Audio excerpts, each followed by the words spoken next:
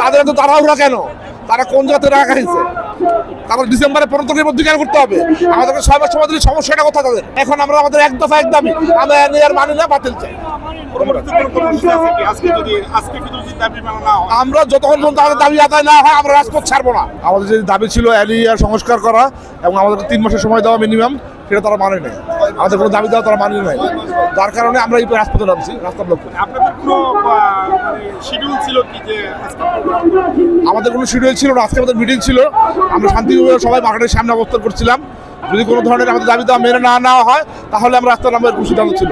যেহেতু আমাদের দাবি দেওয়া মেনে নেওয়া হয় নাই, এই জন্য আমরা রাস্তা ব্লক করছি। বিটিআরসি ঘেরাও করছিলেন, তারপরে কোনো আমাদেরকে আশ্বস্ত করা হয়েছিল আমাদের সাথে আমাদের নেতাকর্মীদের সাথে মিটিং করে আমাদেরকে সুরাহ করে দেওয়া হবে, বাট তারা কোনো দাবি দেওয়া। আমরা জানতে চাই, সবার কাছে প্রশ্ন করতে চাই, তাদের তো তাড়াহুড়া কেন? তারা কোন জাতের রাখা হয়েছে? তারপর ডিসেম্বরে 15 তারিখের মধ্যে কেন করতে হবে? আমাদেরকে 6 মাস সময় দিলে সমস্যাটা কোথায় তাদের? আমাদের দোকানে যে মালামালগুলো আছে আমরা এগুলোকে রাস্তায় ফেলে দিব? আমাদের এই জন্য 6 মাসের সময় দরকার। এই এনইআর আমরা এখন সংস্কারের দাবি করছিলাম, আমরা এখন আমরা আমাদের এক দফা এক দাবি, আমরা এনইআর মানি না, বাতিল চাই। আমরা যতক্ষণ পর্যন্ত আমাদের দাবি আদায় না হয় আমরা রাজপথ ছাড়বো না।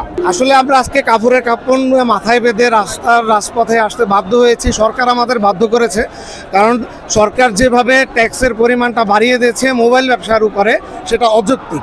এটা মানা একেবারেই অসম্ভব, কারণ এই 57% ভ্যাট যদি আরোপ করা হয়, 20 লক্ষ যে মোবাইল বিজনেসের পরিবার, অনেক পরিবার ধ্বংস হয়ে যাবে, তারা না খেয়ে পথে বসে যাবে। এক কথায় বাংলাদেশের সাধারণ জনগণের পেটে লাথি মারা হচ্ছে। আমরা চাই সরকার সেই ভ্যাটটা সমন্বয় করে আমাদের সুবিধাগুলো দেখুক। আমরাও সরকারকে ট্যাক্স দিয়ে মোবাইল ব্যবসা করতে চাই, সরকার সেই সুযোগটা আমাদের দেখ, আমরা সেইটাই চাই।